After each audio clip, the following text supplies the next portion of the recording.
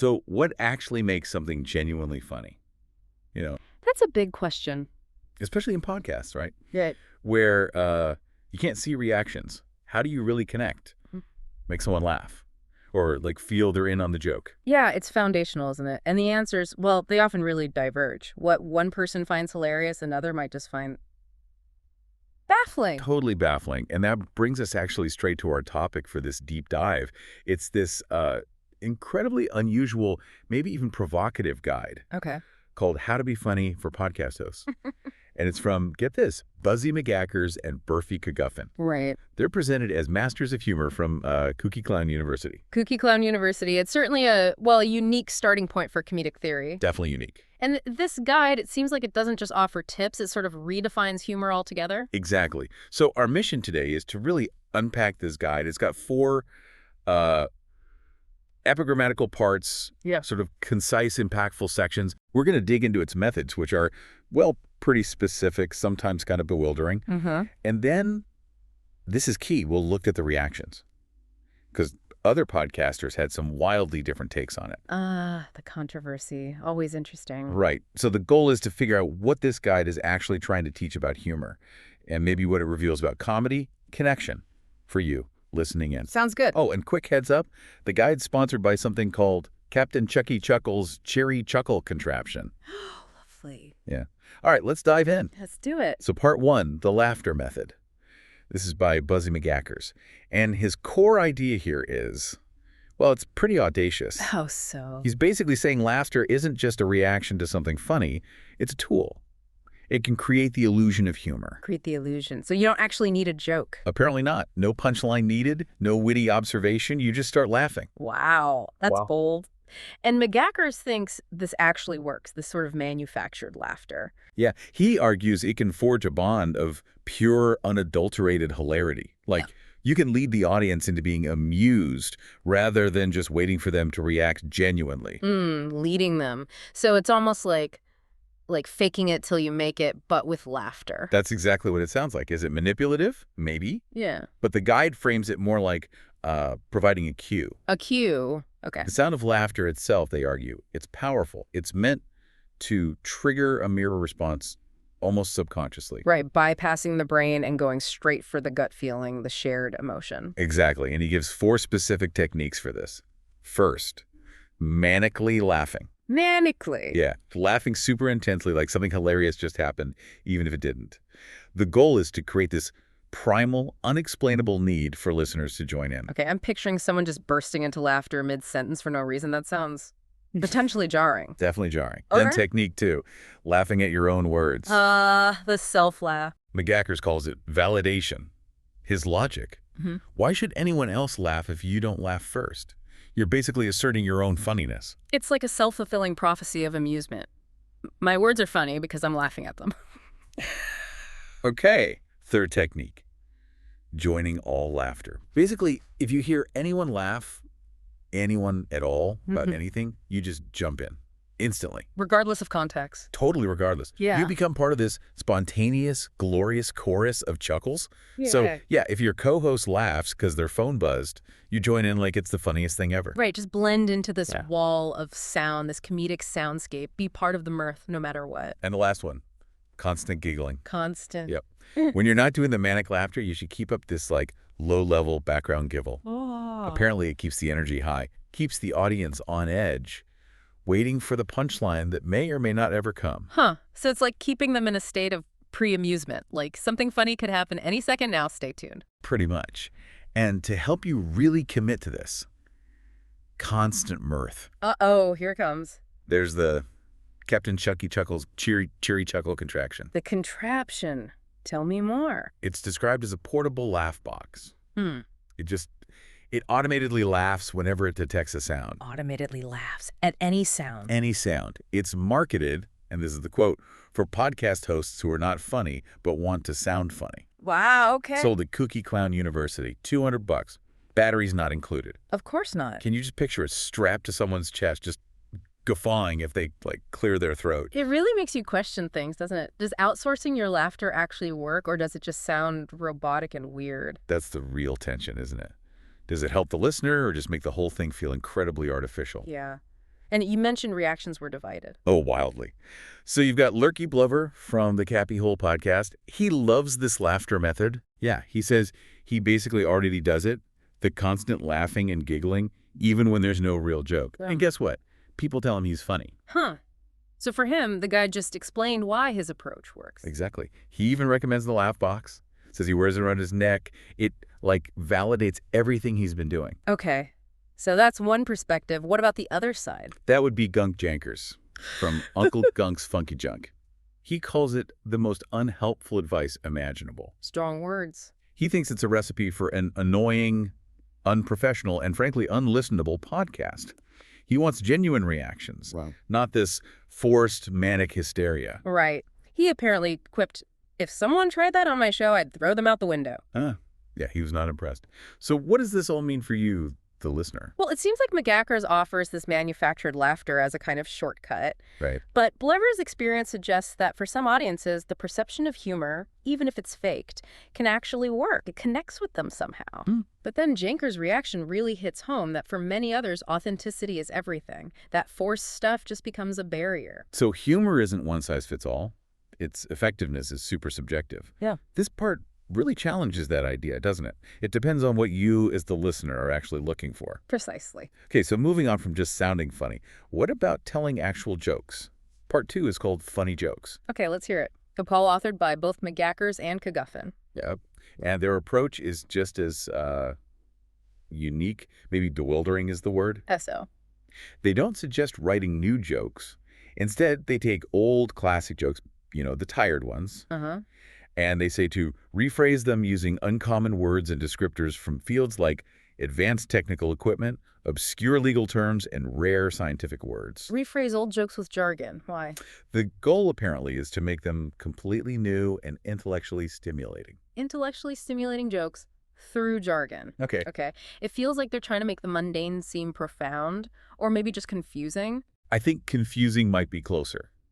They argue the humor comes from the weirdness, the incongruity, and maybe the effort you need to decode it. Right. Did they give an example? Oh, yes. The classic, why did the chicken cross the road? Okay, timeless. How do they mangle it? It becomes, why did the gallinaceous organism undertake a deliberate orthogonal translocation across the bituminous thoroughfare? Slight chuckle. Gallinaceous organism. Bituminous thoroughfare. Wow. And the punchline, brace yourself. I'm ready. Because it sought to minimize its path, integral subject to a topologically non-trivial constraint, effectively traversing the Möbius-like locus of existential boundary conditions to reach the global optimum at the other vertex of the Euclidean plane. Right. So it's basically to get to the other side, but wrapped in physics and math jargon. Exactly. It's deliberately confusing, taking something simple and burying it under academic complexity. A gallinaceous organism is just a chicken. Bituminous thoroughfare is just a road. The humor, they think, is in that clash, not clarity. Right. And the guide has more like this, packed with jargon. Like what? Oh, things like, how many research technocrats does it take to replace a furtive thermionic emitter? Or jokes about lab gear, a Kerr microscope, a cryopump, a superconducting magnet walking into clean rooms or symposiums. And the punchlines are equally technical and elaborate, I assume. You got it. The point isn't easy understanding. It's making the listener work for it. The intellectual effort is the point. And how did the reviewers take this? Still divided. Oh, completely. Lurky Blover, our fan from before, he said at first they were not funny. Okay. But then, he says, I looked up what all those scientific words meant, and then I laughed. So for him, the delayed understanding, the effort after the joke, actually created the humor. Confusion turned into amusement. Fascinating, right? But then Gunk Jankers, Let me guess, hated it. called them not funny in the slightest. Yeah. Described them as pretentious and inaccessible. Okay. He felt they were just designed to confuse and bore the audience into submission, and basically just gave him a headache. So no comedic payout for the effort, in his view. None at all. And this really flags a big question in comedy, doesn't it? For you, listening, does that intellectual work after the fact enhance the humor? Is it rewarding? Or is clarity just crucial for timing, making these jargon jokes more of a barrier than a bridge? Yeah. This guide is suggesting the process of figuring it out can be the funny part. Clearly, not everyone agrees. Clearly not. Okay, what's next? Part 3. Part 3, funny stories. Still mostly Buzzy McGackers driving this one. All right. From jokes to stories, does it keep the jargon? Oh, it keeps the jargon, but it shifts focus. Now it's about talking about famous people in the buzz. Celebrity gossip. Sort of, but all the examples use fictional celebrity names. The guide encourages hosts to swap in real ones, though. Okay, so fake celebrity names plus jargon. Exactly. And complex, kind of bizarre scenarios woven in. It's this strange mix. It sounds surreal. Combining, like, tabloid talk with super technical stuff. What's the comedic idea there? Again, I think it's the sheer incongruity, that jarring mix of elements, forcing you to process a story that doesn't really make normal sense. Can you give an example from the guide? Sure. One story talks about Kitty Bangus, host of the Kitty Bangus Late Night, opening last night with an anecdote about differential scanning calorimeters. Right. Then the audience applauded when Nabi Blausen heckled from the balcony about optical parametric oscillators. Ha! Chuckles. Okay, so it's less a story, more just name-dropping technical terms alongside fake celebrity names. Pretty much. Another one mentions Lenny Cornholm's new pop single, Per Se Parade. Catchy title. And in the music video, Wang Pongdong makes a cameo driving a wafer-handling robot. A wafer-handling robot, of course. The humor seems to be just the absurdity of throwing these random, complex things together. No plot, no punchline, just weird combinations. Exactly. It's not about relatable stories or clever twists. It's the clash. Okay. And the reviews. Let me guess. Blover and Jankers still disagree. You know it. Lurky Blover admits he's not good at telling funny stories. So what does he do? He uses the ones from the guide. Yep. He says he just uses those stories in the guide. Doesn't even change the fictional names. Why not? Because, he says, those names are funny. He just finds the whole package usable, appreciates the weirdness, even if he doesn't get the tech stuff. Okay, so he finds value in the sheer oddity.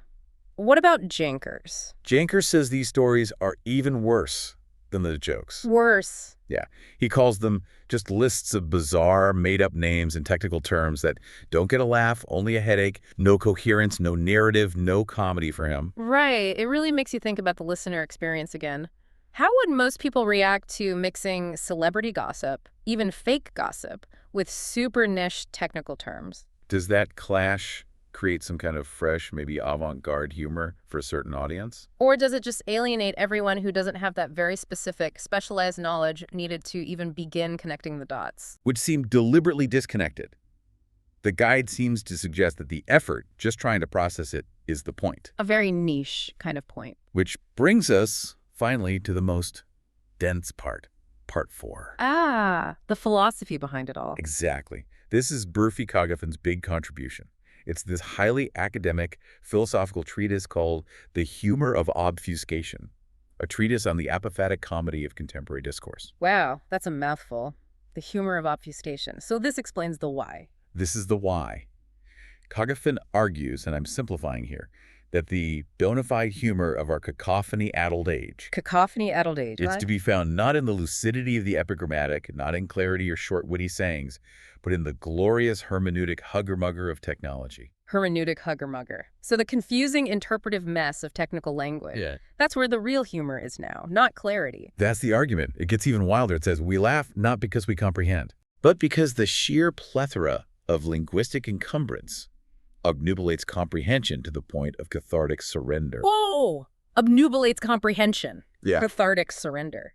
So we laugh because the language is so overwhelming and confusing that our brains just give up, and that feels good, like a release.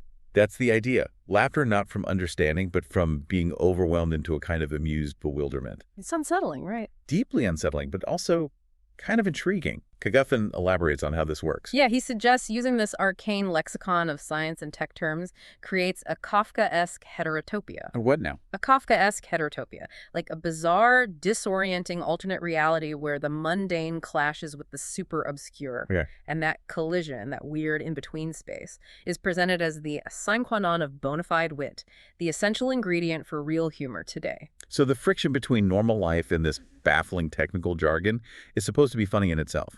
Exactly. The confusion isn't a bug, it's the feature. And get this next part.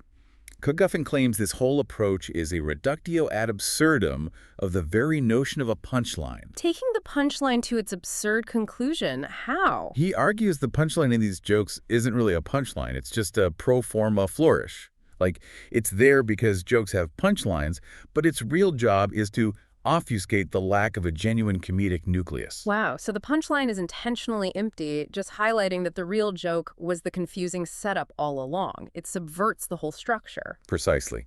The setup dissolves into this meaningless ending to kind of emphasize the pointlessness or maybe the anti-punchline nature of it all. Then what does this mean for the comedian? In this view, the true comedian isn't your typical joke teller. They're a fastidious, taciturn purveyor of turgid nonsense. Purveyor of turgid nonsense. Lovely job title. Their goal isn't belly laughs. It's leading the audience to amuse aporia. Amused aporia, like amused confusion or intellectual doubt. Exactly. Making you smile while you're completely baffled, rather than laughing out loud at something clear. It's a total redefinition.